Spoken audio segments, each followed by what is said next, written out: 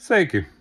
Man ir daži nepatīkami vārdi sakām visiem tiem nabaga labticīgiem ļaudīm, kas ir iepazinušies ar Blēža un Zagļa Martina Gausa vadītās Air Baltica finanšu piramīdas paziņojumu par šajā sezonā atceļamajiem reisiem, kas ietekmēs vairāk nekā 70,000 cilvēku, un kuri tagad mēģina dažādos veidos izzīlēt un noskaidrot, vai tad viņi būs starp šiem te nelaimīgajiem vai tomēr nē. Nepatīkamie vārdi, kas man ir sakāmi, ir tādi, mīļie, ka lai nu kurā gadījumā, bet attiecībā uz Air Baltica finanšu piramīdu, jūs nevarat sūdzēties un vaimanāt par to, ka jūs neesat brīdināti. Tad jau drīzāk Bankas Baltija noguldītāji varēja sūdzēties par to, ka, oi, dieniņās, kas to būtu varējis domāt, ka valsts uzraudzīta banka izrādīsies finanšu piramīda. Šajā gadījumā, kad runa ir par Air Baltiku, jūs ne par ko tādu sūdzēties nevarat, jo brīdināti jūs esat visdažādākajos veidos un vienalga esat ļāvušies sevi piekrāpt briškaniem, gausiem un šo personu noziedzīgajam politiskajam jumtam. Un tātad pavisam vienkārši. Nacionāla aviokompānija Air Baltica ir klasiska finanšu piramīda, kas nodarbojas ar to, ka nodedzina piesaistītu naudu, un kuras pastāvēšana ir atkarīga tikai un vienīgi no tā, vai izdosies atkal un atkal piesaistīt jaunu un jaunu naudu, ko nodedzināt. Pagājušajā gadā kļuva skaidrs, ka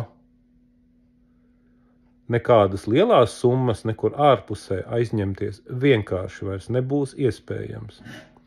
Jo atšķirībā no labticīgajiem Latvijas iedzīvotājiem, pasaulē par Air Baltiku visiem sen viss ir skaidrs.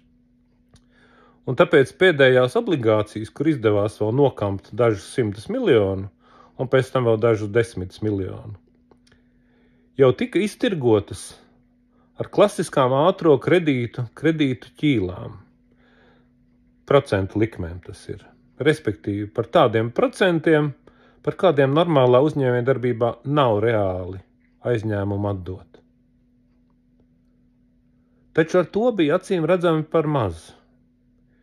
Valsts, pat ja Ašrādena un Briškani būtu gatavi iegrūst vēl dažus 100 miljonu eiro nodokļu maksātāju naudu šai piramīdā, valsts to vienkārši nedrīkst izdarīt, jo Eiropas Savienība neļauj.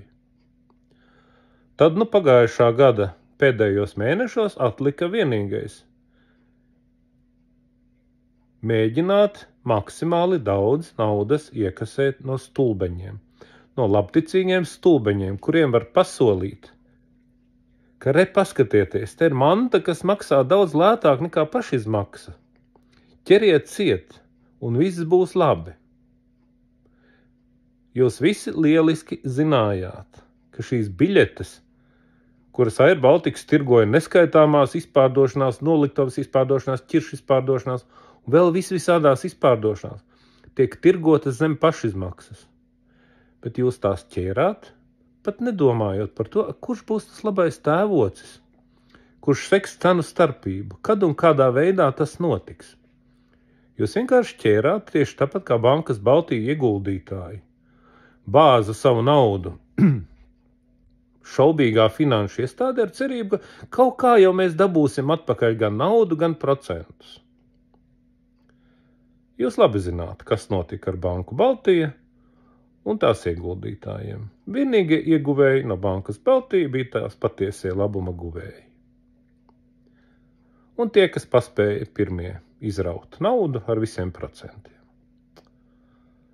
Droši vien arī Air Baltica gadījumā būs tādi laimīgie, kas paspēs aizbraukt par savām lētajām biļetēm kaut kur un varbūt pat atbraukt atpakaļ.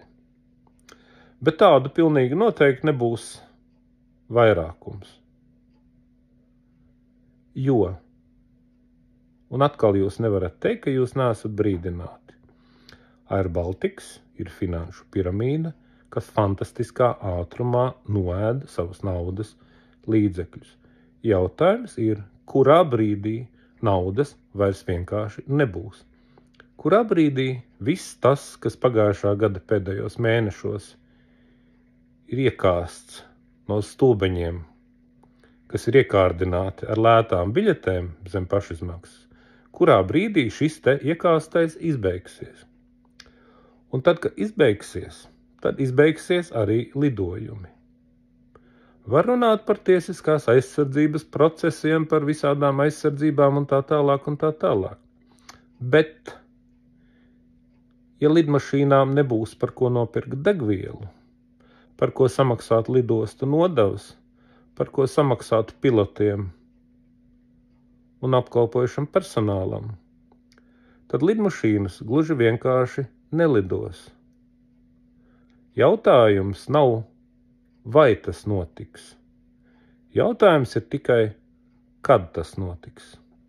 Līdz ar to visiem tiem, kas pēc šī te Blēža Gausa un viņa finanšu piramīdas paziņojuma par atceltiem reisiem, kas ietekmēs šos 70,000 cilvēku, neatradīs savus lidojumus atcelto vidū un domās, vai kā mums paveicās, nesapriecājieties. Tas ir tikai sākums tam, kas notiks ar tā saucamo nacionālo aviokompāniju Air Baltica, kuras finanšu vadībai kopā ar satiksmes ministrijas atbildīgām personām jau sen būtu vajadzējis atrasties aiz restēm. Bet, protams, ka viņi neatrodas un neatradīsies, jo visi tie ruki, grišaini, stukāni, straumes, mežvieti, zviedri, kam vajadzētu atbildēt par tiesiskumu, par valsts neizzakšanu, par korupcijas nenotikšanu, par valsts strateģisko interešu ievērošanu. Visticamākais tāpatās ir šī te noziedzīgā tīkla labuma guvēja vidū, kura būtisks naudas pumpis visu šo laiku ir bijis Air Baltica. Ar vārdu sakot, situācija pavisam vienkārša.